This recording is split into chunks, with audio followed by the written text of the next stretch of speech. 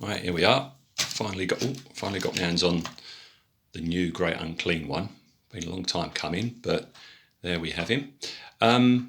Yeah, so here he is. He's assembled and based. Nice build. Took maybe one sitting to do it, maybe a 40 minutes sitting to put him together. Helped immeasurably by the fact that, you know, he's like very large sections to put together, so that was good fun. Bit tedious some places though. I mean, like the feet are like a two-part thing, and I'd rather be doing something else than sticking feet together, but he went together all right. Part fit was pretty good. There are some places where there were gaps which had to be filled with green stuff. What I've done is I've gone with a two-sword option. That big fella there and that one there. Reason for that is I like this sword. I wanted the flail thing, but the flail thing with the skulls on it has got smoke coming out of it, and I'm not a fan of sculpted smoke, so I've gone for a two-sword option. And I've gone with Roticus's head.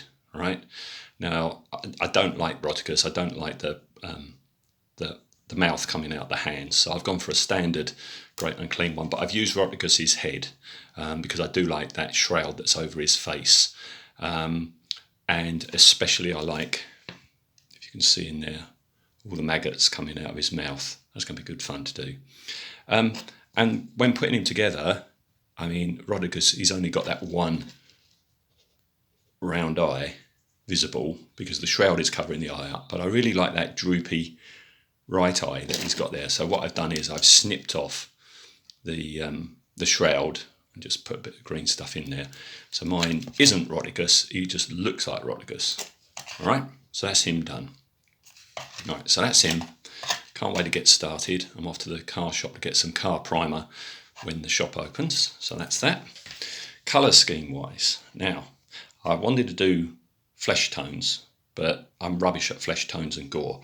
So what I'm planning on doing is doing something very similar to what I did with my Forge World Great Unclean one, which is have this shade of green. Although I did this quite a few years ago and I just did a bog standard green. I think I'm going to do more in the way of mottling than I did on this one.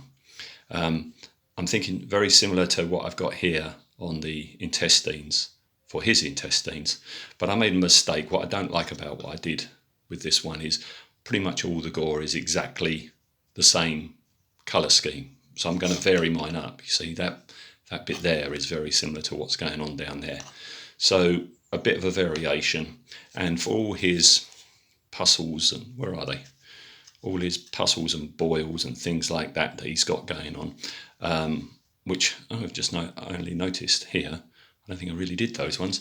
But no, on the new one, he too has got an awful lot of boils and puzzles and icky bits. And what I'm going to do is what I did on my Glockin and have them in this sort of a thing going on with the boils. Right, so that's that. Nurgling wise, the only Nurgling I'm going to put on there is this fella who sits up on his shoulder. He's going on there, but the others, you know, they've got great character to them. You've got like a wizard one there. Can't really see.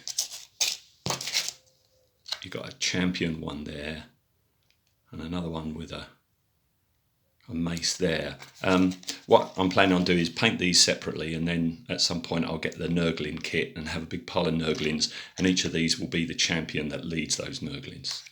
All right, so there we go. Glad to have finally got him. Looking even more forward to painting the fella.